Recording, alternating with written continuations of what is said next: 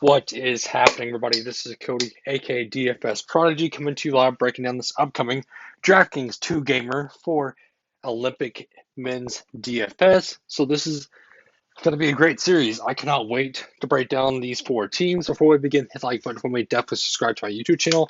It helps me a ton, as y'all know. Come hang out in the Discord with us. We're breaking down the slates in there. Also talking strategy with the article, so on and so forth. Like I said, come hang out with us in there. And like I said, always like and subscribe. I want to get to 400 pretty soon.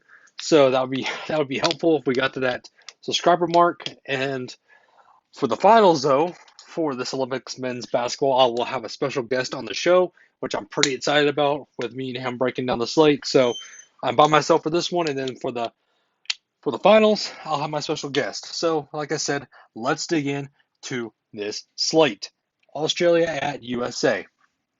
This is going to be a great game. I cannot wait to break down this game. So, up top we have Patty Mills, 10-6. I love Patty Mills. He's the main guy on this team. He's the do-it-all sort of guy. If we saw him, he got a good contract.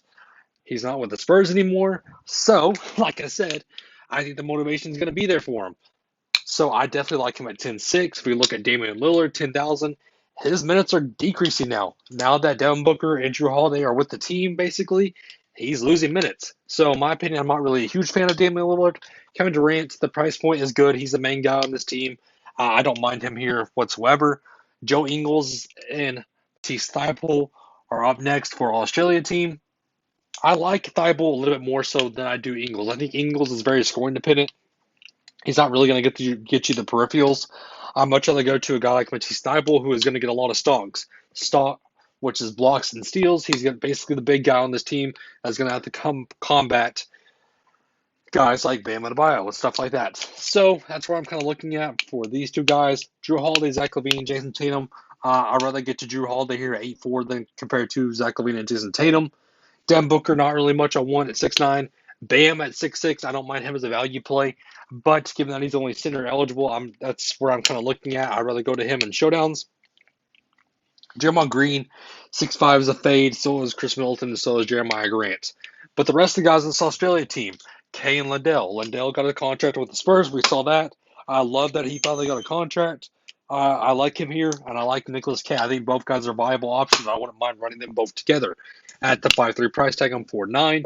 If we drop down to the next two guys in Dante Exum and Matthew Dellavedova, I do like Dante Exum at the shooting guard position, which that's in the weak position like we saw with the power forward like I posted on Twitter. So that's kind of where I'm looking at in this game. I'm not playing JaVale McGee and Bands. I'm not playing any of those guys down there. Let's go to Slovenia and France. So, Luka Doncic, the mystery man himself. What do? Do we play him or do we fade him? If we faded him last game, and it paid off. So, do we fade him at this 13-4 price tag or do we want to play him? In my opinion, you can only get one more stud if you play Luka. But if you fade Luka, you'll be able to get 3 other stars. So, I'd rather go with the studs. I'd rather fade Luka here. I know that's scary. I know people are not going to want to, but in my opinion, I think that's viable.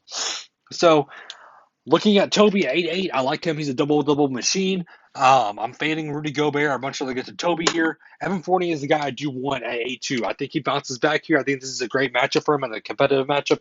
So I do like him here at the 8-2 price tag. Concur, not really getting to him. DeColo is the mystery guy. What happened last slate with him? Did he get in foul trouble? Did he get injured? What was going through his mind? Because I'm not sure. But at 7-9, I think he's a viable loan option. Do I want to chase that hot hand with Dragic? I could see it. I could see Dragic paying off at 7-3. So I do like Dragic a little bit more compared to DeColo. Prevalock and Blazic, both are viable options, mid-range filler. I have nothing bad to say about those two guys. I think this is a bounce-back game for Prevalock also. Batum, obviously, he went off last slate at a low price tag. But now that he's on this slate in a 2-gamer, he's going to be super high owned. That's going to be chalk. So in my opinion, if I want to fade the chalk at 5-6 Batum, I don't mind it. But given, if we go look at this shooting forward position, it's a little weak. So be careful with Batum. I know people are going to chase it. I can understand why you want to, but just be careful. Muric, he's okay at 4-7, but not my favorite option. TLC, just another fill-in option.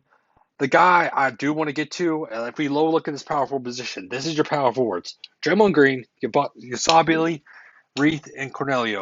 I'd rather get to Bosley at 3-4. So again, that's kind of where I'm looking at for this 2-game slate. And again, guys, hit the like button for me. Definitely subscribe. That wraps up this video for us. My core will be posted in the Discord, and my special core will be posted on my Patreon, which I'll definitely set up for that. That will also help me out. So again, guys, this is my breakdown of the 2-gamer. I hope everybody has a good and safe rest of the night.